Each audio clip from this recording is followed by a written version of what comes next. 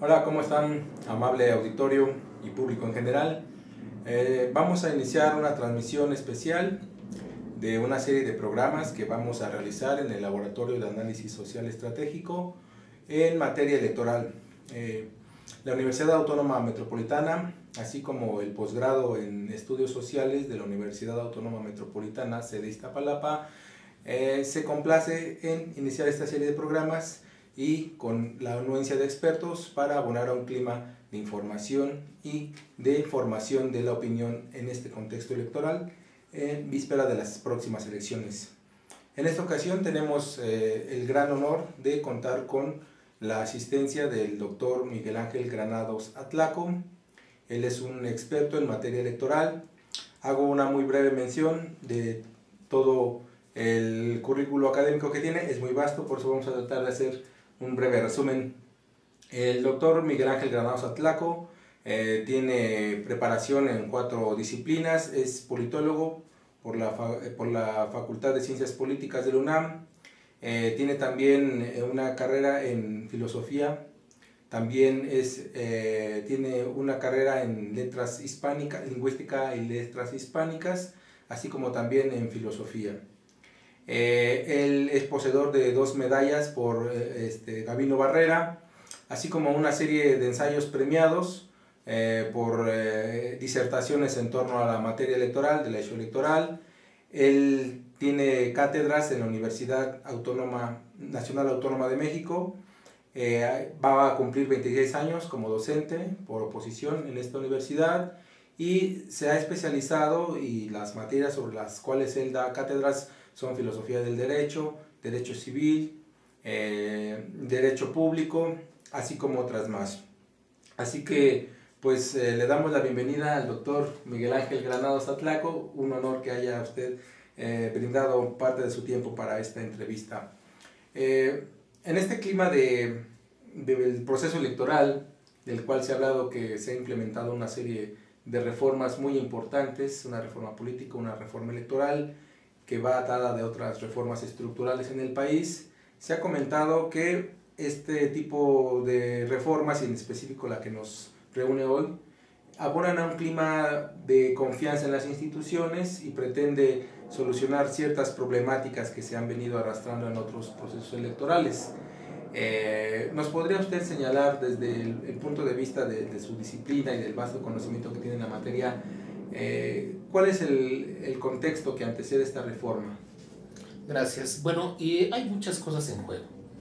En primer término, yo quisiera destacar que efectivamente la materia electoral ha estado sujeta a un proceso de muchos años de una auténtica transformación, primero una construcción y luego una transformación, una permanente actualización.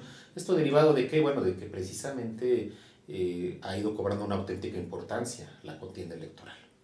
De repente podemos pensar que para los 60, los 70, pues era innecesaria una legislación que estuviera generando condiciones de auténtica contienda. Sin embargo, con la pluralidad democrática, con la aparición de otras fuerzas políticas, se fueron surgiendo también nuevas necesidades electorales. Ahora, la esencia del problema en el ámbito del derecho electoral es que, pues, lamentablemente estamos sustentándolo en una desconfianza generalizada, donde pues se requiere forzosamente de reglas muy claras, específicas, reglas que le den a todo aquel que pretende contender una seguridad de que en la contienda va a haber igualdad de condiciones, lo cual lógicamente no ha sucedido. Estamos en un proceso. En mi opinión, creo que hemos avanzado lentamente, aunque hemos dado por ahí un par de pasos agigantados. Yo mencionaría particularmente la reforma del 96 y la reforma reciente, la que tenemos del año pasado. Entonces, creo yo que sí hemos avanzado de manera muy importante, que se ha construido un andamiaje jurídico vasto, que está permitiendo una mejor contienda, pero que lamentablemente sigue habiendo mucha tinta todavía pendiente que trabajar, ¿no?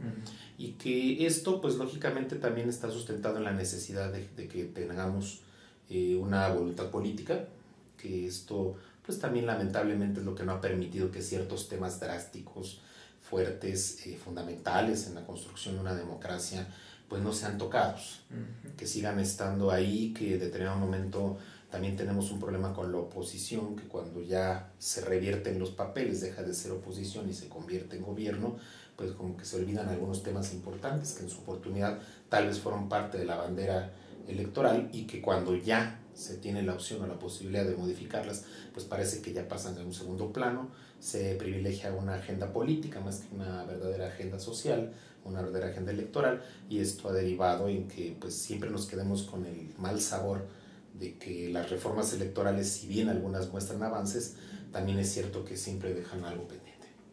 Ok, muchas gracias. Entonces, como usted, voy a recuperar algunos de sus señalamientos. Digamos que previo a la reforma del 96 estábamos en un camino hacia consolidar el pluralismo, que de alguna manera había algunos temas que la oposición había posicionado para impulsar una apertura del sistema político y que hubiera reformas específicas en materia electoral. En este sentido, ¿cuál ha sido la agenda que la oposición ha dejado en el camino y que ahora que viene esta reforma de 2013 ha quedado también como pendiente? Hay varios temas. El que creo que tendría que preocuparnos mucho y sobre todo por la situación económica del país es el tema del financiamiento. Financiamiento público que precisamente para aquella gran reforma de 96, algunas fuerzas políticas por eso no acompañaron, particularmente el PRD, deja de acompañar a esa reforma a pesar de que se trabajó mucho tiempo durante el mismo 96, se aprueba hasta noviembre de 96 por el Congreso, y ahí uno de los grandes temas era ese financiamiento. Es decir, se peleaba porque hubiera una reducción drástica de ese financiamiento, un manejo diverso al tema. Y bueno, creo que todos coincidimos en que al ser un país que tenemos serios problemas de carácter económico, pues hay que repensar la manera en que estamos manejando esta parte. Yo sé que para mucha gente y el grueso de los que nos puede estar escuchando ha de pensar, es que la democracia en México sale cara. Y yo lo he dicho fuerte y quedito, no, la democracia en México no sale cara porque tenemos que pensar en función de costo-beneficio. Y esto puede ir a cualquier plano, no es lo mismo si yo invierto en algún negocio y tengo que poner un fuerte capital, pero sé que me va a producir un beneficio económico futuro, a que si invierto poco, pero porque sé que también voy a ganar poco. Entonces lo que nos pasa a nosotros es una lógica también muy parecida a la que priva en la economía. Tenemos un costo-beneficio. Nos está saliendo caro, por supuesto. Nos sale caro tener instituciones electorales, nos sale caro tener un Instituto Nacional Electoral, un tribunal electoral, pero finalmente estamos sentando condiciones de certeza. El problema, ¿cuál es realmente? Este que estoy diciendo, el financiamiento, porque los partidos políticos no dejan de recibir enormes cantidades de dinero que lamentablemente la ciudadanía, por ejemplo ahorita que ya estamos en plenas campañas electorales, pues le lleva o le conduce a un juicio negativo cuando dice, en esto te estás gastando mi dinero, en esta clase de campañas destructivas, en esta clase de actitudes denostadoras del contrincante, cuando yo no escucho tus propuestas, cuando yo no veo una actitud positiva, algo que me llame a mí, no solo para votar por ti, el solo hecho de ir a votar, que esto genera un desazón y que se canaliza necesariamente hacia un abstencionismo. Entonces, en mi apreciación, el principal tema que se ha dejado de atender con la puntualidad que debe haberse hecho es el tema del financiamiento.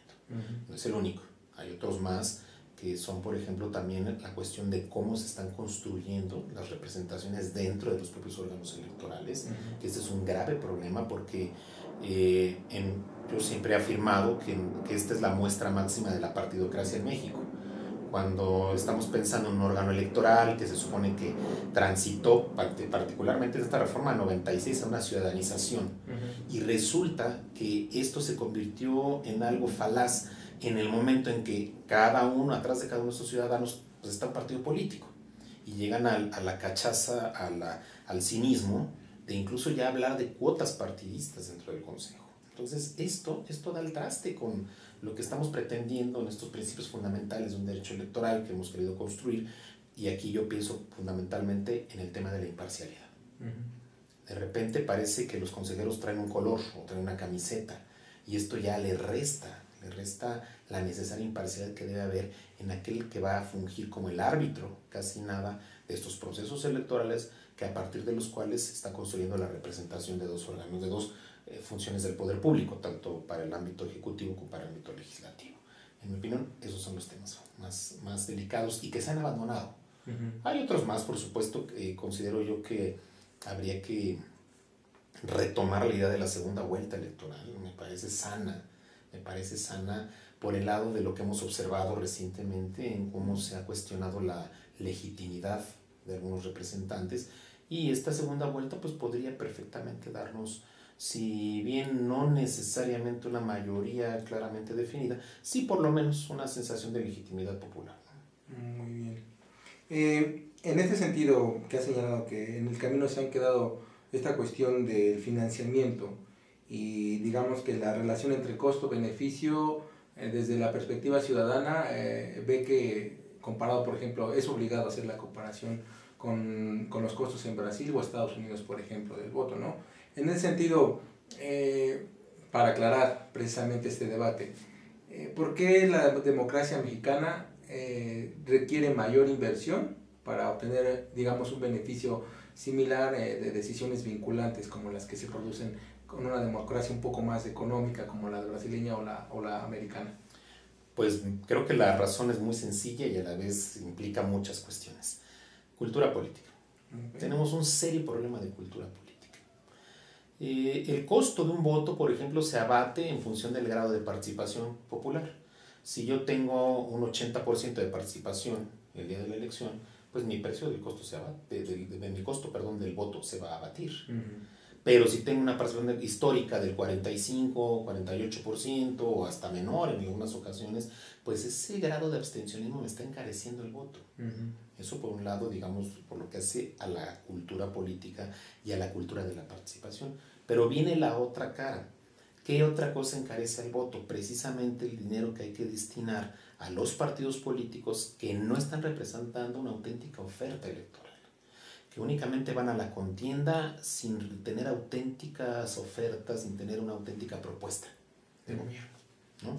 Y además la otra, algo que yo veo dramático y muy actual, es el hecho de que se promete de una manera desenfadada, de manera irresponsable, porque hay muchas promesas que son inviables, definitivamente, ¿no? Y esto hace que generemos una suerte de clientelismo con el elector lo encanto, ¿no? Lo enamoro con la propuesta inviable y después ya no puedo cumplirle. Entonces, en mi apreciación, considero que también la legislación electoral tendría que estarse pensando a partir del lado de lo que es las campañas electorales, que se evalúe o que se valoren esas propuestas para que si son viables, bueno, pues que sean perfectamente planteadas ante la sociedad, pero si no lo son, considero que debe inhibirse esa posibilidad. Ahora, yo cuando hablo de lo caro, yo quisiera hacer énfasis, nuestra pretensión democrática es cara porque como no tenemos cultura política, tenemos desconfianza. Porque como tenemos ya toda una experiencia en el ámbito electoral negativa, tenemos desconfianza. A mí me encanta ponerle a mis alumnos de electoral siempre un ejemplo. Les digo, todos hemos jugado en el barrio, en la cuadra, en la calle, la famosa cascarita de fútbol o el deporte que ustedes me digan, el que ustedes quieran. ¿Cuándo hemos necesitado un árbitro? ¿Cuándo se necesitó un árbitro? ¿Cuándo dijiste con tus amigos, oye, no, espérate, no vamos a armar la cascarita porque necesitamos un árbitro aquí? Creo que siempre pudimos hacerlo. Ese es el gran problema. Que necesitamos un árbitro, ¿por qué? Porque todos requieren o están exigiendo con sus conductas ilícitas, muchas de ellas, están exigiendo que haya alguien que les cuide las manos. Ese es el gran dilema. Y entonces estamos un monstruo electoral llamado Instituto Nacional Electoral que vaya a todos los rincones de la República a cuidarle las manos a los pillos en materia electoral. Ese es parte del problema. O sea, son dos caras, yo veo dos caras. La cara de la ciudadanía que no tiene una auténtica cultura política, que yo por supuesto lo estoy pensando también, digo, sin despojarlo de otros elementos, como es el gran problema económico, por supuesto, ¿no? Creo que cualquiera entiende que voy a pelear más por llevar los frijoles a la casa que por estarme informando tal vez de lo que sucede en mi entorno político. Eso es una realidad y por eso hay autores que son muy enfáticos en cuanto a que una democracia tiene aspiraciones a fraguar, a perfeccionarse, siempre que hay una condición de bonanza económica. Entonces es parte de nuestro gran problema. Entonces digo, pareciera que van juntándose, ¿no? Una serie de situaciones se van ahí amalgamando para darnos razones de por qué realmente es muy compleja la pretendida democracia mexicana. Okay. Aquí me llama la atención, por ejemplo, cuando hacemos esta comparación con, digamos, la cultura política de participación en Brasil, que ha dado pues muy buenos resultados de política pública. Tenemos los presupuestos participativos, algunas experiencias en Portobelo, y nos vamos al otro lado con la cultura americana en cuanto a aquello que reseñara Tocqueville sobre la gran capacidad de la sociedad civil para emprender participaciones, clubes de asociaciones políticas para intervenir. Digamos que en este sentido sería justo decir que en el contexto de desarrollo histórico de estas tres naciones, Estados Unidos, Brasil, México, hay divergencias que podrían explicar cierta apatía hacia la intervención en la vida pública, en la vida política. No sé si en ese sentido estamos aclarando o... Claro, no, y va por ese lado, por supuesto. Cuando hablo de la cultura política, yo me refiero al gran problema que tenemos cuando no nos percatamos de la verdadera fuerza que tiene el voto. La fuerza del voto y la fuerza de la posibilidad de exigir como ciudadanos. Porque se nos olvida. Llegamos a la casilla, tomamos nuestra boleta, cruzamos nuestra opción de preferencia, doblamos la boleta, la metemos a la urna y pareciera que ahí se acabó la democracia. Hasta ahí llegó. O sea, el día de la jornada electoral es la fiesta democrática de todo el país y hasta ahí terminó, y hasta dentro de 3 años nos vemos otra vez. Y no es así. Para mí al revés, ahí empieza la democracia. La democracia empieza en el momento en que yo ejerzo un derecho político, que es el de votar, el de sufragar, y a partir de ahí me coloco en la posibilidad, en la solvencia moral y en la solvencia política, de exigirle a este que me va a representar que auténticamente haga eso, representarme. Entonces, el problema es que nosotros, en términos de alguna tipología, la cultura política mexicana es una cultura del súbdito. Somos súbditos. No hemos aprendido a entender este principio del 39 constitucional tan bello que nos dice que la soberanía reside esencial y originalmente en el pueblo. Y entonces no hemos sido titulares de esa soberanía, sino que en lugar de pensarnos como soberanos, nos asumimos como súbditos. Y el que gobierna toma decisiones, el que gobierna se vale de esta conducta, de esta condición omisiva, de esta actitud pasiva que tiene el ciudadano, y entonces hace y deshace. Y ahí está la consecuencia de todo lo que vivimos, ¿no? Reformas estructurales que a lo mejor no a todo el mundo le ha agradado. Algunas puede ser que sean funcionales, otras son muy cuestionadas. Sí, pero ¿hasta dónde realmente ese señor que va y vota en el universo de 500 diputados, el que va y vota en el universo de 128 senadores, va realmente con la conciencia de su grado de responsabilidad como representante popular? ¿Sí? Y hasta dónde está anteponiendo un interés particular o el interés fundamental, que tendría que ser el interés colectivo? ¿Cuál es el que está privilegiando? Muy bien, me parece muy acertada y adecuada esta apreciación que hace al final, porque entonces tendríamos que, para explicar un poco cuáles han sido las falencias de nuestro modelo de representativo, que se reflejan en condiciones de abstencionismo y de altos costos para la toma de decisiones a través de la vía electoral. Entonces tendríamos que hay un factor de cultura política, un factor de irresponsabilidad en las plataformas electorales, por así decirlo. Veremos cómo la oferta electoral, una oferta electoral desleal, yo diría, ¿no? Ok. Y que el ciudadano, vaya, podemos entrar a una discusión, pero creo no es el lugar, de que el ciudadano, por esta formación que tiene como súbdito, que usted bien señala, que pudiera atribuirse a estos modelos verticales que vienen arrastrándose desde hace muchos años, digamos, la figura de Tlatoani, el virrey, el porfiriato, el maximato, y estas cuestiones, ¿no?, que podrían ser un factor. Pero bueno, para no meternos en Honduras, digamos que el ciudadano no ha asumido su papel corresponsable en la formación de la democracia y abandona esta capacidad de exigibilidad que le puede dar el voto y el involucramiento en la vida política. En este punto me parece muy importante señalar por qué el ciudadano, desde su perspectiva, sabemos que tiene usted un vasto conocimiento en cuestiones filosóficas, ¿por qué el ciudadano no se asume, especialmente en México, como el portador de su soberanía, como el forjador de su orden político? ¿Cuáles son las cuestiones que podrían estar detrás? Para mí este elemento es multifactorial, ¿eh? Es multifactorial. Tenemos, como usted acertadamente señalaba, una construcción histórica que está muy asociada a una visión del vencido, ¿no? A una actitud del conquistado, que eso sí tiene que ver necesariamente a nivel psicológico y a nivel de idiosincrasia. Tenemos el problema también de cómo los partidos políticos han generado un clientelismo, que en determinado momento ese gobernado no piensa tanto en su fuerza como parte de todo el fenómeno político, como parte de un ejercicio soberano, sino que se asume en función de beneficios materiales.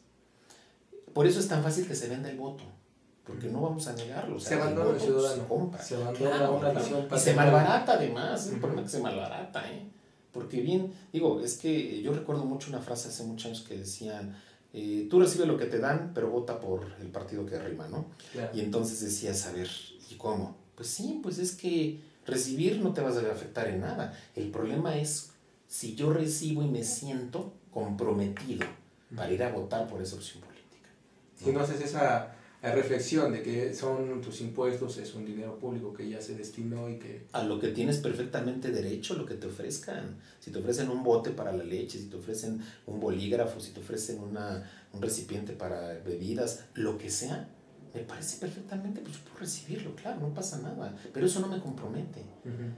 Es como simplemente también un papelito donde venga la foto del candidato, es exactamente igual. Aquí la diferencia es cómo yo, en mi ánimo y psicológicamente hablando, estoy asimilando este evento. Si psicológicamente hablando me siento comprometido porque estoy recibiendo algo, cuidado, cuidado, no estoy siendo consciente de todo lo que está representando. Si el solo hecho de que, por ejemplo, a mí alguien me dice, oye, es que si votas por fulano, votas por perengano, vas a tener esto, y me genera la expectativa de algo, y en eso cifro mi decisión del voto, eso es lo que nos está diciendo de la falta de madurez. Porque he hablado de falta de cultura política, pero ahora quiero poner otro elemento en juego para responder esta pregunta. La falta de madurez política. O sea, no hay una madurez política. No somos maduros políticamente. No nos hemos asumido como auténticos demócratas. Si uno lee la legislación mexicana desde sus albores del constitucionalismo, uno lee la Constitución de Apatzingán de 1814, autoría del movimiento insurgente de la época, comandado en su momento ya con Morelos. Caramba, uno dice, esto es una poesía hacia la democracia, es un manifiesto democrático maravilloso. Sí, pero el gran problema es que ¿cómo te enseño democracia si no sabes vivir la democracia? O sea, tenemos que aprender a vivir la democracia. Y eso es lo que no hemos aprendido como ciudadanos.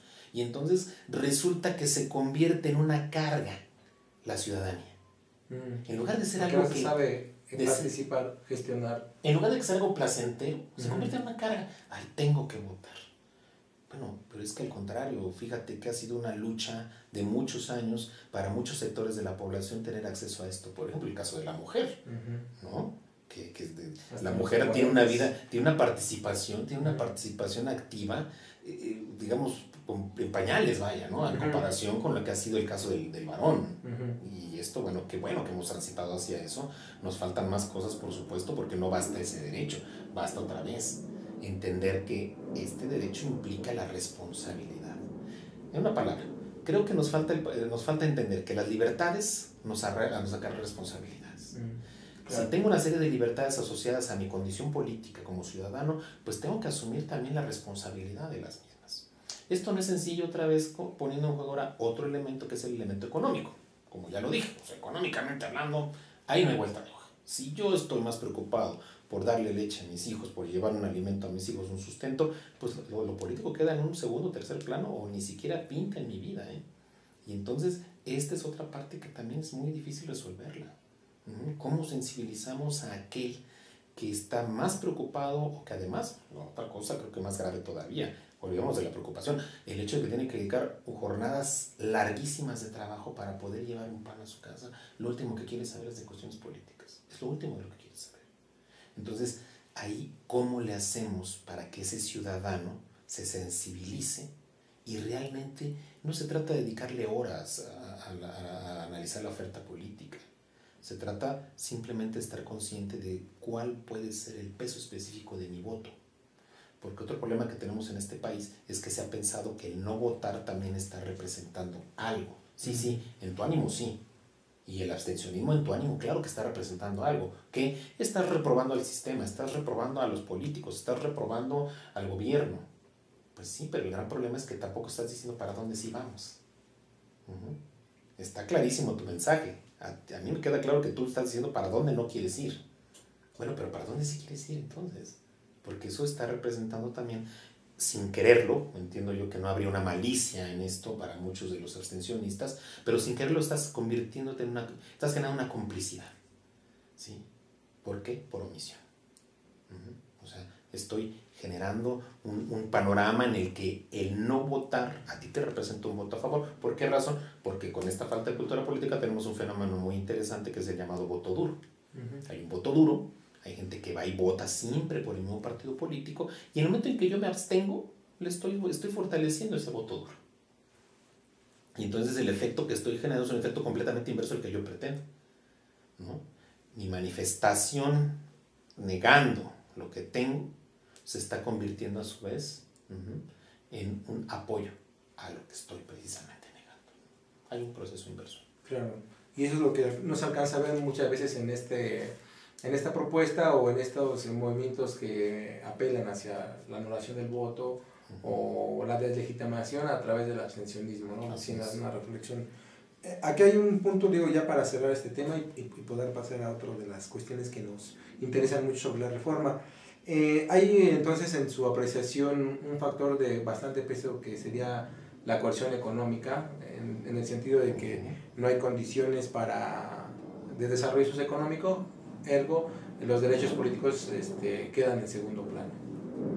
¿Qué opina también sobre la coerción física de estos lugares donde opera el crimen organizado o donde, por ejemplo, aprovechando estas condiciones de vulnerabilidad económica, grandes grupos delictivos se han, digamos, hecho cargo de ciertos procedimientos o operación política para favorecer ciertos candidatos? Bueno, me viene a la memoria ahorita lo de los niños halcón, por ejemplo, que no sé a bien qué grupo los estaba patrocinando, o sea, más allá del color que querían favorecer. ¿Qué opina usted de esta situación de coerción física en el sentido de delincuencia organizada detrás de los procesos?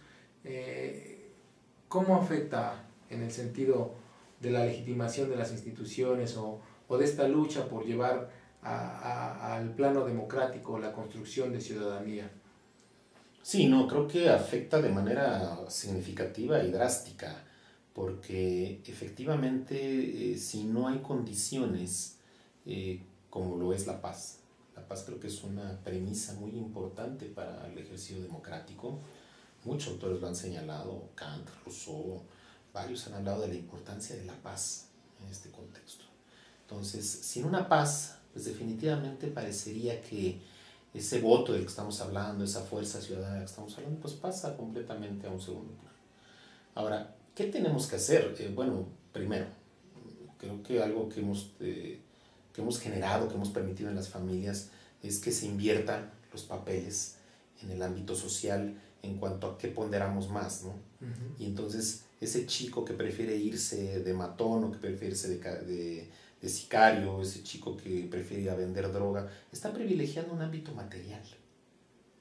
Y eso a lo mejor ha sido parte del problema de la familia, en donde antes de ponderar otros aspectos importantes como es la propia unión familiar, como es la propia estabilidad, la propia paz de familia, lo que hemos hecho es privilegiar el tema material. En una palabra, yo entiendo que sí sea así, porque pues lógicamente no creo que haya quien le agrade vivir en la miseria, no creo que el campesino le guste ver cómo se echa a perder toda su cosecha y cuando llega un señor y le dice, oye, no te preocupes, no tienes ni que trabajar, a mí nada más déjame sembrar lo que quiero sembrar en tu tierrita y tú vas a tener para vivir bien. Bueno, pues le está resolviendo un problema, digo, desde la perspectiva pragmática. Si es lo correcto o lo incorrecto, pues eso está en el plano de lo moral. Si es justo o injusto, está en el plano de lo jurídico. pero concretamente le está resolviendo un problema. Me la juego. Claro, se la juegan y por algo lo hacen, por supuesto. Y el chamaco, el adolescente, que eso le podemos sumar el problema de la falta de madurez intelectual que le permita discernir una cuestión con mayor claridad. No quiero decir que no puedan, estoy diciendo que no lo hacen con tanta claridad, ¿no? También tienen que ver, digamos, este discurso de los medios, estas expectativas que se crean sobre la juventud, sobre los valores del consumismo, y que de alguna manera también, no quiero decir que este es el factor de mayor preponderancia, pero afectan a la construcción de cuáles son mis expectativas frente a mi futuro, mi presente y mi entorno social. Sí, es que todo eso juega, todo eso juega. Entonces, aquí creo que hay una tarea pendiente, esto diría yo como una asignatura pendiente en el ámbito de la familia, de cómo estamos educando a nuestros hijos en el plano de que entiendan en dónde va lo material. Es importante para sobrevivir, pero que no se convierta en el motivo de vida. Es decir, si nosotros lo que estamos haciendo es vivir para las cosas o usar las cosas para vivir, ¿no? Claro. Que esos son planos que con mucha facilidad se invierten. Y entonces ese menor que en realidad está pensando más en el beneficio material, pues lógicamente busca también la forma fácil de obtenerlo, ¿no? Y de eso se valen estos grupos delincuenciales, capitalizan estos apetitos y con toda tranquilidad dicen, pues vente para acá, yo te apoyo, yo te doy, compran conciencias, compran a las personas. Ahora, la otra cara, el gobierno. El gobierno, en mi opinión, ha sido extremadamente tolerante en muchos aspectos. Ha sido tolerante en el sentido de que si tiene identificadas estas condiciones, pues tendrá que, lamentablemente, recurrir a la fuerza de la que está dotado. Es algo entendible. Hay una violencia llamada violencia legítima que le corresponde al Estado. ¿En qué afán? Otra vez en el afán de conservar la paz, en el afán de preservar el bien común, el orden colectivo. Si está de por medio un orden colectivo, lamentablemente, y si es necesario, pues habrá que recurrir a la fuerza. ¿Qué tipo de fuerza? Una fuerza medida, una fuerza en la que se procure respetar los derechos humanos, una fuerza en la que se tenga la seguridad. Yo no puedo llegar tranquila y leseadamente y decir, tú tienes cara de delincuente, voy sobre ti. Claro. No, sino que haya evidencias, elementos contundentes que nos lleven a pensar que estamos actuando de manera lícita. Que permite creo que todo eso tiene que jugar. El debido proceso, el habeas corpus y... Todo el tema constitucional, todo el tema de los derechos fundamentales, de los derechos humanos, tendrá que estar jugando ahí, por supuesto, pero siempre, insisto, sin perder de vista cuál es el parámetro fundamental. No. La paz, el orden público, el bien común, que es lo que tenemos que preservar. Y entonces ahí siento que el gobierno le ha faltado un poquito más de energía en algunos planos, le ha faltado energía también en esta idea de los movimientos sociales, que son perfectamente plausibles todos ellos, mientras tengan auténticas demandas y mientras, no se salgan de los cauces legales, porque uno siente que de repente hay conductas de algunos grupos sociales que por el solo hecho de formar parte del grupo social, pues ya tienes una suerte de patente, ¿no?, para poder delinquir, o eventualmente ya tienes una suerte de inmunidad. Y el ciudadano de a pie, común y corriente, si se le ocurre robarse un panecillo en una tienda de conveniencia, ¿no?, de estas cadenas que hay por todos lados, un Oxxo, no sé, sí, ese es un delincuente terrible y hay que meterlo a la cárcel. No sé si me explico, ¿no? Claro, sí. Y si formo parte de un grupo que se ha mostrado renuente, que ha levantado la voz, que ha asumido a la violencia como su forma de protesta, pues puede destruir completo el Oxxo y nadie le hace nada. Pero hay un sujeto que se robó un gansito y a ese sí vamos a meterlo a la prisión. Eso creo que también, esas desigualdades generan mucha incomodidad con la clase gobernante. ¿Deslegitima de alguna manera por supuesto, la autoridad por judicial? Supuesto. Yo diría totalmente, desde la autoridad ejecutiva o la autoridad administrativa, que es la que en primera instancia, o sea, el primer momento es la autoridad ejecutiva. La policía, los cuerpos de seguridad pública, los cuerpos policíacos son los obligados primero a inhibir esas conductas, y en su oportunidad a quien estoy yo sorprendiendo en la ejecución de un delito, debo remitirlo a la autoridad. La autoridad tendrá que definir si hay lugar o no a fincar alguna clase de responsabilidad penal. Pero ese es el primer momento. El segundo ya es ante la autoridad ministerial y el tercero es ante una autoridad judicial.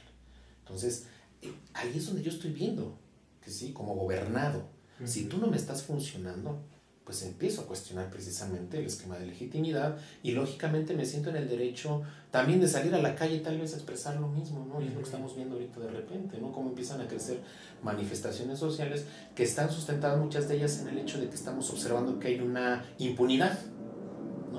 No te preocupes, no te van a hacer nada. Tú raya los monumentos históricos que quieras, no va a pasar nada. A ver, cuidado. Es que no podemos permitirnos esos lujos. Qué bueno que haya protestas, qué bueno que haya manifestaciones, qué bueno que haya gente que tome las riendas de su destino y salga a la calle y le exija a la autoridad, pero debemos de hacerlo siempre respetando al otro. Esa es la parte que no puedo compartir. ¿Por qué? Porque yo no sé si al que le impedí el paso tiene una enfermedad terrible y se va a morir en el camino. Yo no sé si el que le impedí el paso va a ir a ganar dinero para pagar la renta, porque si no la paga hoy lo sacan de su casa. Yo no sé si al que no dejó pasar va a ir a ganar dinero para atender a un hijo enfermo. Eso no lo sé. Estoy afectando a terceros. Y sobre pretexto de hacer valer una demanda muy válida, perfectamente justificable, estoy atentando y dañando a otros. Que además lo más lamentable es esto: no daño al que me la debe, daño al que no la debe, claro, ¿no? Y daño al que eventualmente está igual o peor que yo en una circunstancia, ¿no?, de económica o social, ¿no? Y aquello no sé si usted luego lo pueda ver así, ¿no? Hay una confusión entre lo que es una política contenciosa legítima y estas formas de protesta que van de alguna manera también vinculados a las formas en que el régimen construyó grupos corporativos a los cuales les permitía, digamos, desde la invasión de predios hasta la manifestación violenta, la conformación de grupos paramilitares para, pues digamos que no sé si podemos hablar de permitir que una agenda se impusiera a otra, pero digamos que toleró, ¿no?, ciertas cosas, ¿no? Claro.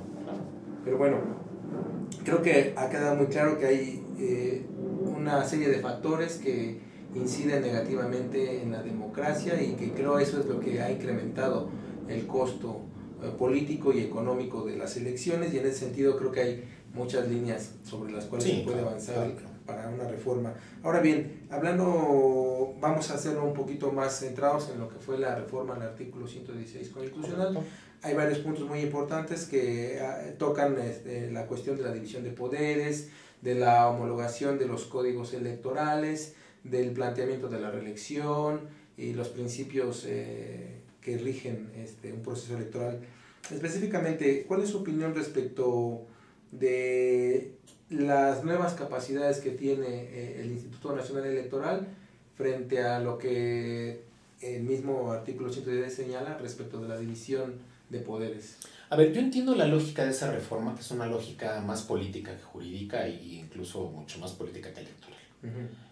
Tuve oportunidad de conversar con algunos involucrados actores de la reforma a nivel legislativo y pues prácticamente se trataba de tratar de equilibrar o tal vez incluso aminorar el peso que tenían los gobernadores en los estados, caso de el jefe de gobierno, claro, en la conformación de los órganos electorales, que a su vez esto daba la pauta para pensar que había también la manera de que con base en ese control pues también un cierto control, ¿no? No solo en la elección, sino incluso en los resultados y todo lo que viniera de ahí, ¿no? Tenemos el caso de Ulises Ruiz, de Mario Marín, por ejemplo, y de algunos... Sí, Oaxaca, Puebla, sí, todos estos casos, claro, en que era evidente su presencia. Yucatán también, por ahí recuerdo, había algunas cosas, ¿no? Pero bueno, aquí la cuestión es que, digo, primero habría que aclarar eso, ¿no? O sea, puntualizar, precisar. La reforma, por lo que hace a esta revisualización de lo que es el federalismo en el ámbito electoral, que ese sería el gran tema, yo lo vería así. O sea, estamos haciendo una reingeniería del federalismo, la cual debo adelantar que no comparto. No la comparto, porque si esa es la razón, entonces habría que buscar otro tipo de instrumentos que permitieran, ¿no?, sí respetar el ámbito de cada entidad federativa, pero tal vez de otra forma impedir esta influencia nociva que era manifiesta en muchos estados de la República. Digo, puede haber otras formas más transparentes, es a lo que voy, ¿no? Quizás crear contrapesos, entre otros. Contrapesos, y no solo contrapesos, sino también una participación auténtica de la sociedad civil. Que eso es lo que yo he peleado, porque la Constitución todavía señala, por ejemplo, en el tema relativo a los consejeros electorales, ¿no?, habla, bueno, de la opinión ciudadana, de la opinión, bueno, pero a ver, ¿hasta dónde pesa realmente una opinión de un ciudadano, de agrupaciones, de organizaciones no gubernamentales, de asociaciones civiles, de asociaciones, de colegios, de profesionistas, que estos nadie los toma en cuenta? que en determinados momentos, si uno revisa los perfiles de los consejeros electorales, pues a uno de espaldas, ¿no? Cuando ve de repente uno, a ver, perdón, o sea, ¿cómo es posible que con esta supuesta preparación, lo cual no quiere decir, no es destino, ¿no? No es destino que tengas determinada carrera o determinada preparación profesional, pero por lo menos te da una base, una cierta solidez que te permite pensar a ese sujeto como alguien que va a llevar a cabo bien su papel, su rol. Entonces, si esa era la finalidad fundamental, no considero que justifique plenamente el que hayamos hecho una suerte de centralización de ciertas tareas en un órgano electoral, que de ser IFE pasa a ser INE, Instituto Nacional Electoral, que asume una serie de tareas que le correspondían a los órganos locales y que en determinado momento parecería incluso que podemos transitar hacia otra condición completamente distinta, en el sentido de decir, bueno, si ya optaste por recuperar algunas o asumir algunas funciones locales, bueno, pues con todo respeto, ¿para qué conservan los órganos locales? ¿Cómo para qué? Si estás observando que hay una serie de tareas que ya absorbiste, si tú, INE, ya tienes una estructura a nivel nacional que ya existía, porque hay que recordar que el INE tiene órganos centrales, órganos llamados delegacionales, que son en realidad órganos en cada entidad federativa, órganos distritales, es decir, es una estructura piramidal que crece drásticamente de los órganos centrales unitarios a los órganos locales, que son 32, uno por cada entidad, y los órganos distritales, 300 distritos. Entonces estamos hablando de una estructura monstruosa. Mi pregunta es, ¿no podría absorber en esa lógica, si ya estamos en esa intención? ¿Para qué conservo los órganos públicos electorales locales? Si parece que ya tengo la estructura, mejor me valgo de la estructura que ya tengo y esa a lo mejor la incremento, le doy nuevas tareas, le doy otro matiz, vamos a decirlo así. Si ya estoy destruyendo un federalismo, digo, hablo de esa lógica, o sea, insisto que no la comparto, yo no la comparto. Para mí, cada entidad federativa debe tener su órgano local, porque fue un problema además, digo, para transitar a eso fue una locura, o sea, estamos hablando de todo un proceso de reformas, todo un proceso de reformas políticas para que cada entidad federativa fuera construyendo sus órganos electorales autónomos, órganos electorales ciudadanizados, tribunales electorales, que eso ha sido muy importante también. Creo que cada vez cobran mayor importancia los tribunales electorales. Y en esta reconceptualización de todo, pues parece que lo estamos dejando con tareas tan insignificantes, tan superficiales, pues que en un descuido los desaparecemos o a ver qué hacemos, porque también estamos aparentemente generando dobles estructuras. Ya tenemos al órgano electoral local, voy e invado su esfera de acción a través de mis órganos, ¿no? De mis órganos centrales, descentralizados, concentrados, ¿no? Y entonces, con base en eso, yo digo, bueno, esa coexistencia, ¿qué tan clara es? ¿Qué tan pertinente es esa coexistencia, ¿no? Y entonces, en mi opinión, no debió ser así. Sin embargo, pues ahí está la reforma, ahí está el 116, ahí se replica efectivamente la necesidad de que ciertas tareas que ordinariamente correspondían al órgano local electoral ahora pasan a ser controladas por el Instituto Nacional Electoral. Entiendo la lógica de algunas de ellas, otras de plano no participo de ellas. Me pongo a pasar por un tema de la capacitación, la capacitación electoral, que me parece que es muy importante, que me parece que se ha descuidado en muchos aspectos y que también ha sido la responsable de muchas veces esos cuestionamientos de las elecciones. Cuando tenemos figuras como la coalición, en el caso del DF tenemos la figura de la candidatura común, que eso ha generado también desde la elección de 2000 de jefe de gobierno. A mí me tocó vivirlo como funcionario del Instituto Electoral del DF, cómo fue una figura realmente conflictiva, o sea, fue un verdadero problema en las casillas electorales, hacer el verdadero conteo, el conteo bien realizado. Fueron pocas las casillas en comparación con el universo que sí tuvieron la capacidad de resolver el problema de cómo contar los votos, pero llegó un punto en que había discrepancias terribles entre los votos que realmente se habían emitido en una casilla y los que terminaron contándose en la misma. Y por una simple falta de capacitación. Claro, capacitación. Y de perfiles también podría ser. Exacto, porque también esa es otra vez, ya nos hizo regresar esta afirmación al tema de la cultura política. La gente no quiere participar. A la gente le dicen, oye, tienes que estar, mira, es tu obligación. El artículo 5º constitucional es clarísimo. Y creo que el error que hemos cometido es que también se destina dinero para los funcionarios de casilla. En mi opinión, no tendría por qué dárseles un peso. Y no porque yo haga menos lo que está en su tarea, pero es una tarea maravillosa y una tarea loable, pero debe ser basada en la conciencia ciudadana. Eso es a lo que yo me refiero. Ya, como dicen en términos muy coloquiales y muy vulgares, bueno, ya lo que escurre es miel, ¿no? Pero en un sentido estricto no tenemos por qué pagarles un peso. Es una obligación constitucional. Ahí está en el artículo 5 constitucional, ¿no? Las funciones censales y electorales son obligatorias. Nadie lo asume así.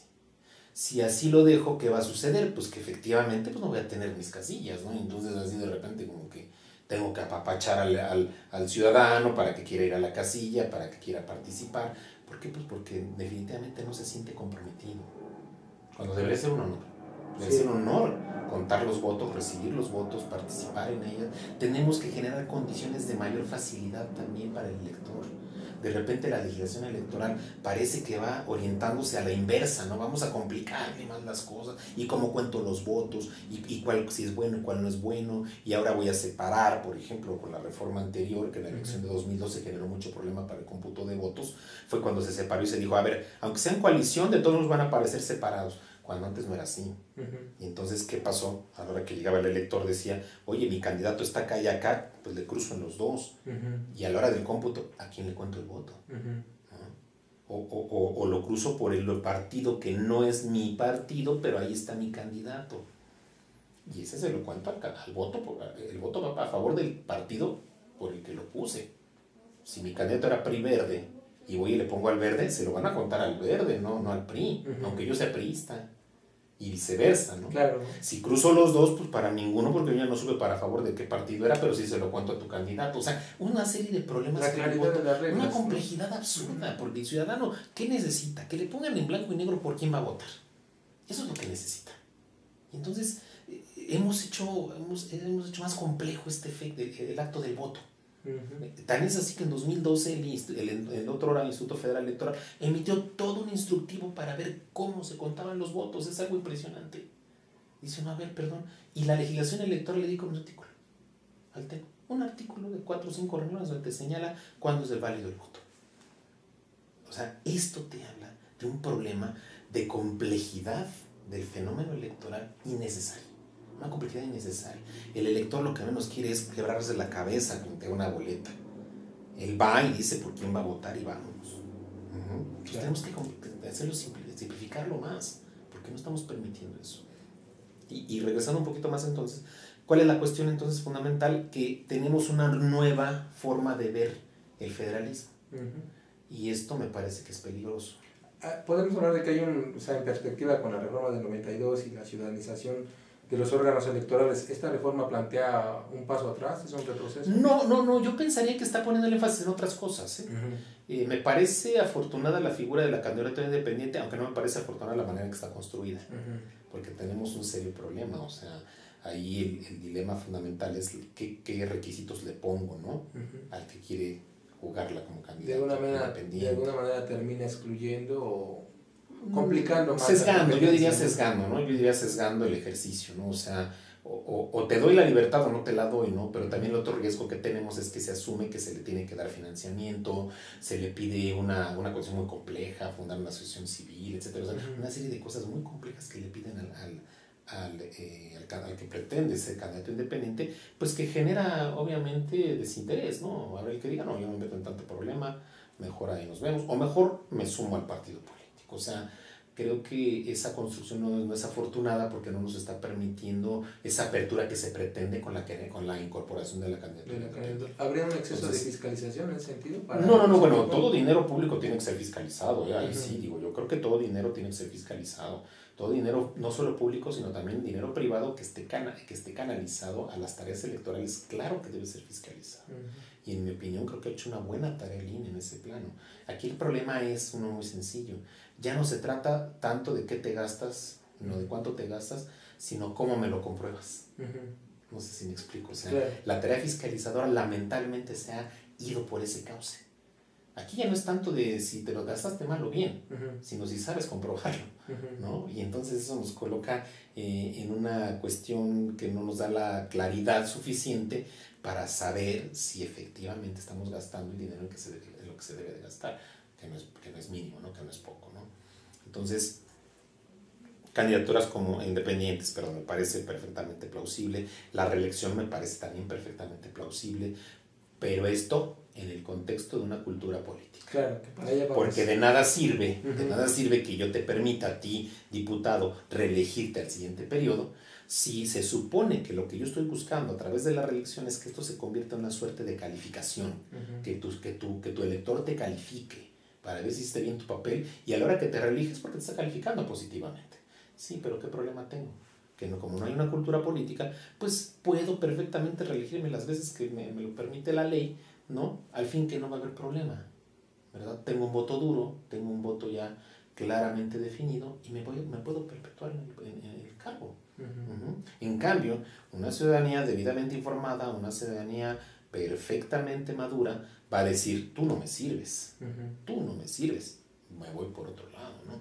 Y hasta los propios partidos políticos no impulsarían de nuevo a un candidato que ya saben que es impopular, que ya saben que no les va a garantizar el triunfo, que ya saben que está siendo reprobado por sus electores, y entonces eso nos ayudaría también a que los otros partidos políticos tuvieran una gama más clara de posibilidades para sus candidaturas, ¿no? Entonces, bien por la inclusión de la reelección, lamentable que no creo que tenga el efecto que se pretende, que es el de que se convierta en una suerte de refrendo de la actividad pública de cada candidato, ¿no? Por otra parte también creo que algo muy rescatable de la reforma es el hecho de también esta visión fiscalizadora. Tenemos que fiscalizar el tema de la transparencia, la rendición de cuentas. Yo siempre lo dije, yo fui presidente del Comité de Transparencia del Instituto Electoral de hace 5 años y casi me querían quemar en leña verde cuando se me ocurrió decir que los partidos políticos eran entes obligados. La ley de transparencia del DF es muy clara. Dice, todo es ente obligado, todo órgano que reciba dinero público. Si los partidos políticos tienen un dinero público, luego ¿qué sucede? Necesariamente tienen el imperativo y la obligación de rendir cuentas. Bueno, pues de eso pasaron muchos años para que sucediera, ¿no? Pero en fin, finalmente yo siempre tuve esa idea, siempre estuve en esa lógica de que se les considera de esa forma, ¿no? Lo son, por supuesto. Ahora me parece que es muy meritorio una nueva ley que está haciendo crecer el catálogo de entes obligados a nivel federal. ¿Por qué? Porque simplemente todo dinero público debe ser perfectamente justificado, comprobado y transparentemente gastado. El más mínimo centavo, así debe ser. Entonces, en esa lógica, considero yo que sí hemos avanzado, pero también vuelvo al punto, tenemos algunas tareas pendientes, ¿no? Algunas tareas pendientes que no veo a la vuelta de la esquina que se vayan a atender. Veo más fácil que haya una contrarreforma para algunos aspectos, que en algunos aspectos sí venga una contrarreforma.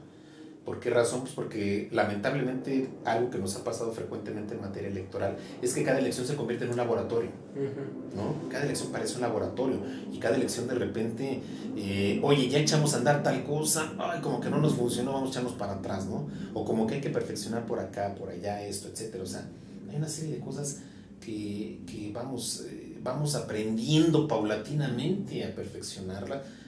No lo veo mal en el sentido de que reconozcamos que hay errores. Lo que veo mal es que incidamos en los errores o que permanezcan ciertos aspectos que serían piramidales para poder resolver muchos otros, ¿no? Y me refiero particular y concretamente a la manera en que aplicamos la ley electoral.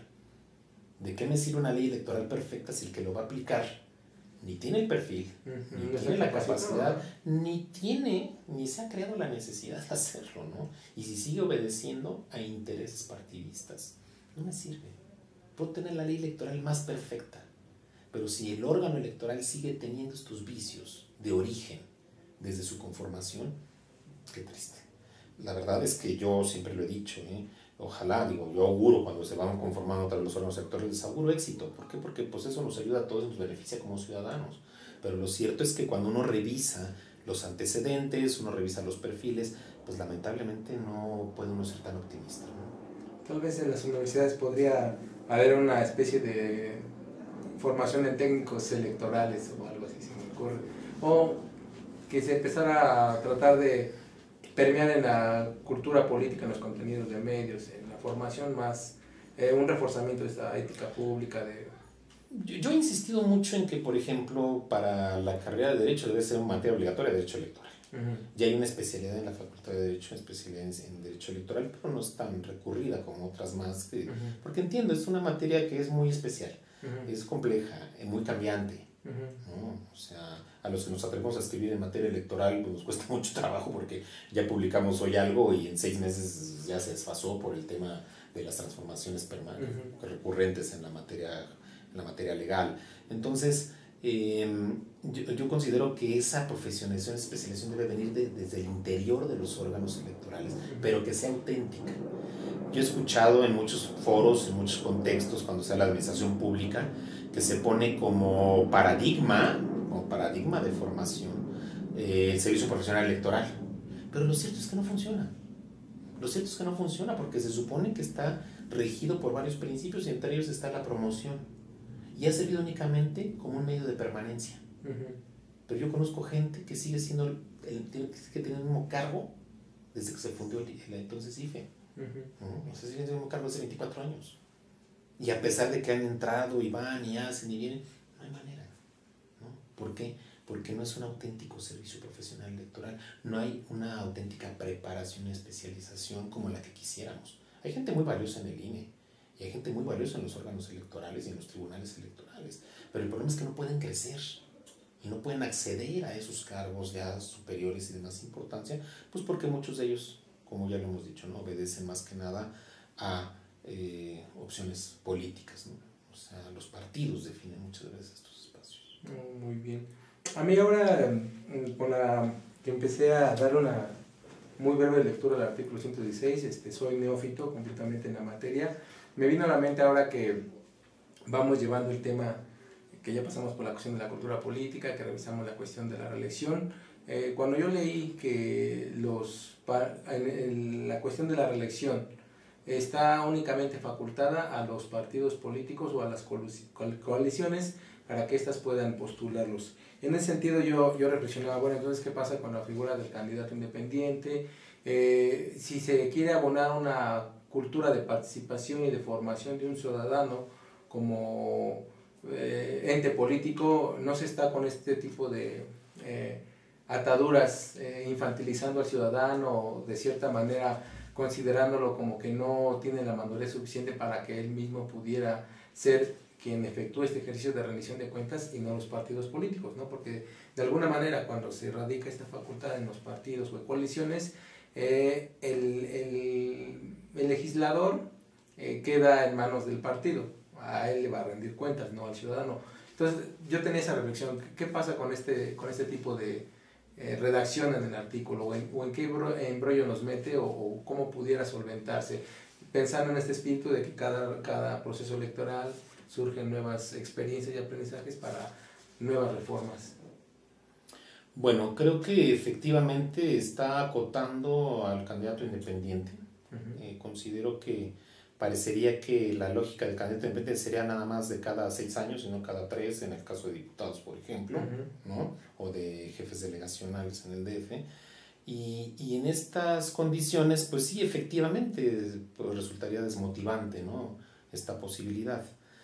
Pero en mi opinión, digamos, no es tan fácil encontrar fórmulas, no es tan fácil encontrar estas fórmulas, porque lo que no hemos entendido también es que el incorporar nuevas figuras, como ahorita estamos hablando del candidato independiente, como podríamos hablar de aquellas que están pendientes, como la segunda vuelta, etcétera, que es muy complejo adoptarlas. Parece que el legislador en materia electoral piensa que nada más es ponlo y se acabó, ¿no?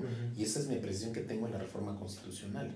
Cuando se rompe con el monopolio de los partidos políticos para postular candidatos y se incorpora la figura de candidatura independiente, si usted se fija en la reforma constitucional, es lisa y llana y es escueta en muchos aspectos, o sea, no define con toda claridad esta visión del candidato independiente. Lo reserva la legislación secundaria y ahí es donde se sirven con la cuchara grande de los partidos políticos, ¿no? Porque ese es el problema, digamos, ¿quién legisla? Los partidos políticos. ¿Quién pone las reglas del juego? Los partidos políticos. ¿A quién le molesta una regla del juego? Al partido político. Y entonces ya no juego, ¿no? Y tomo mis canicas. ¿Por qué? Porque ya me molesté, porque la regla que yo puse contigo ya no me gustó. Y vamos a cambiarla. Ese es el problema, ¿eh? O sea, no hay compromiso. Los partidos políticos no tienen compromiso. no tienen palabra, no tienen, digamos, una solvencia política en la que uno diga, caramba, o sea, efectivamente hacia lo que transitamos es algo positivo gracias a tu actitud, gracias a tu posición, gracias a que tienes esa voluntad política. Lo cierto es que no.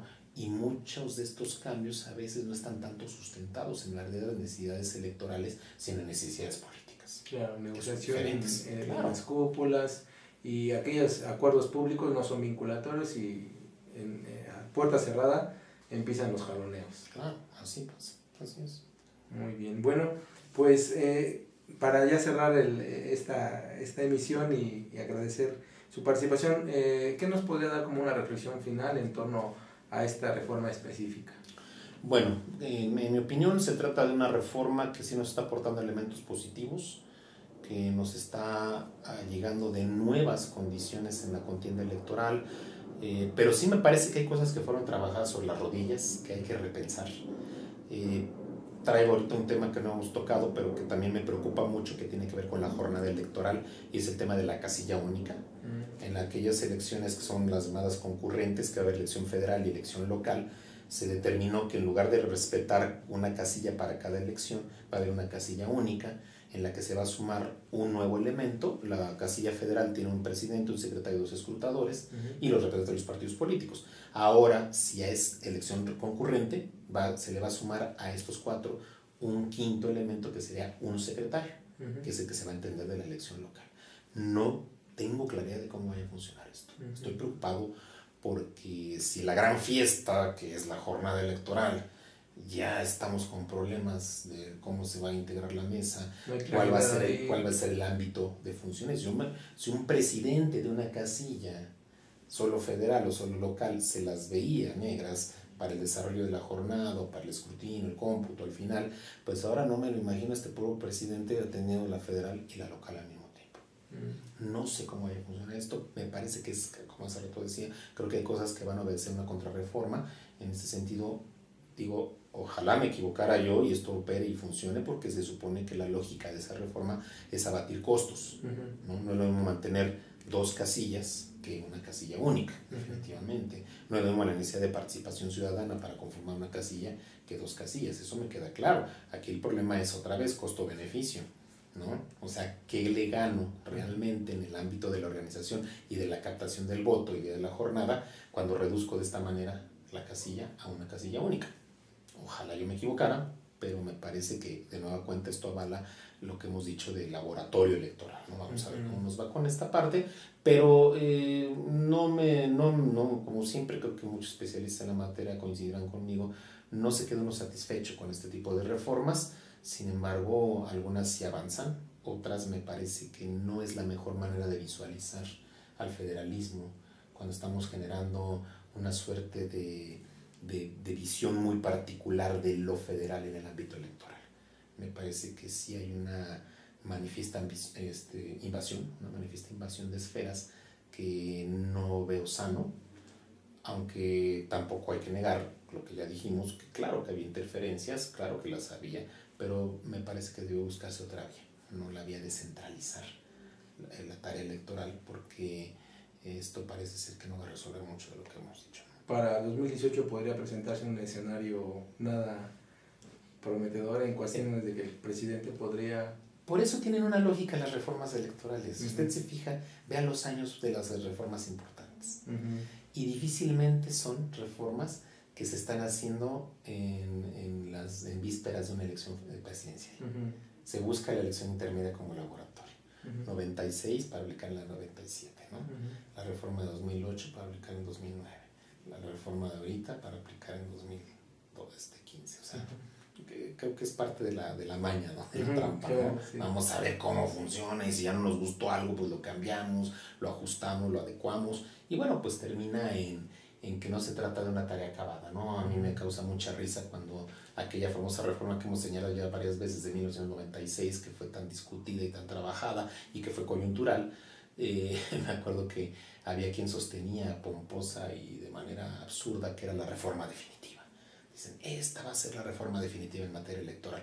Bueno, nos causa mucha gracia una actitud como esa. Y tampoco podemos aspirar a eso, a que eso suceda, ¿eh? O sea, no va a haber reformas definitivas.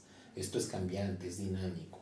y tenemos que irnos adaptando a las nuevas condiciones. Viene de frente el tema del voto electrónico, viene de frente algo muy importante, que es la reducción de los excesivos costos que tiene el voto en el extranjero. Que independientemente de que nos los cuestionemos, ¿qué tanto tendría que preocuparnos aquel que salió del país para que tenga el derecho al voto? Y más que el que sí está, independientemente de ese debate, los costos. Hay estudios que hablan de que incluso ha habido casos en la elección, si mal no recuerdo, la primera elección que se echó a andar el voto al extranjero, que salía más barato traerlos a votar y llevarlos otra vez a su lugar que lo que salió, porque otra vez es a nivel de participación. Claro. El voto se va a abatir su costo si me participan. Tenían proyectada la participación de millones de personas a nivel mundial. No, pues lo cierto es que participó una cantidad mínima que hizo que el voto se disparara en su precio, ¿no? Claro. Y la experiencia también del voto en el extranjero para elecciones locales hay que revisarla. Yo tengo el dato de Michoacán, 15,000 pesos salió cada voto, ¿no? Para el gobernador la vez anterior. Y la incidencia en la definición. Claro, en la definición, en los resultados, y otra vez, ¿qué tan comprometido estoy con mi estado o con mi país cuando yo ya decidí hacer mi vida fuera de él? Y yo no, con esto no quiero sonar a que no pienso en el derecho político del ciudadano mexicano que está fuera del país, pero hasta dónde hay una vinculación, ¿no? Una vinculación emocional, una vinculación, digamos, sentimental, que le lleve a uno a pensar que efectivamente ese voto pues tenga que ser considerado. Claro, es parte de lo que vendría a tener de trabajo, legislar sobre cuál es cómo se puede aprovechar este tipo de votos sin que represente un cargo más oneroso al costo de las elecciones, ¿verdad? Así es. Y en la lógica de que hay prioridades. Hay prioridades en este país. A mí de verdad me causa mucha tristeza cuando evoco estos temas, pero me parece que en lugar de gastar los 15,000 pesos en que alguien vote en el extranjero, pues los podríamos utilizar para equipar, aunque sea de forma rudimentaria, un salón de clases en una escuela rural, ¿no? Claro. Y con esos 15,000. No, y para ellos sería algo maravilloso tener siquiera un pizarrón donde escribir una palabra y para el maestro rural, ¿no? Entonces, a veces nos fallan las prioridades también. Claro, eso es cierto. El país está lleno de prioridades y de gastos a veces suntuarios en otros rubros. Bueno, doctor, le agradezco muchísimo el habernos otorgado parte de su tiempo y habernos expresado sus puntos de vista. Ojalá que tengamos más adelante tiempo de ver, ya sea en el proceso que estamos viviendo en previo al umbral electoral o después, a ver qué podemos rescatar y cuáles son sus reflexiones, doctor. Muchísimas gracias. Con todo gusto y un placer. Sí, gracias, doctor. Esperamos verlo nuevamente por aquí con nuestras transmisiones. Bueno, con esto quiero dar por terminada esta transmisión, agradecer al público interesado que siguió con mucha dedicación esta disertación y debate, y queremos invitarlos a nombre del Laboratorio de Análisis Social Estratégico a que esperen nuevas transmisiones y que verifiquen los programas que ya hemos subido a nuestro canal de YouTube. Tenemos redes sociales en Facebook, nuestra página es Laboratorio de Análisis Social Estratégico. En YouTube tenemos un canal igual, el Laboratorio de Análisis Estratégico. Nuestro Twitter es LACE Oficial UAMI y nuestra página es lace.org. Con todo gusto recibimos sus preguntas, comentarios y sugerencias para nuevos programas, contenidos, y esperamos que nos sigan en todo lo que estamos haciendo. Esperamos también la retroalimentación con nuestro público. Muy amable por su tiempo y muchas gracias nuevamente, doctor. Gracias. Hasta luego.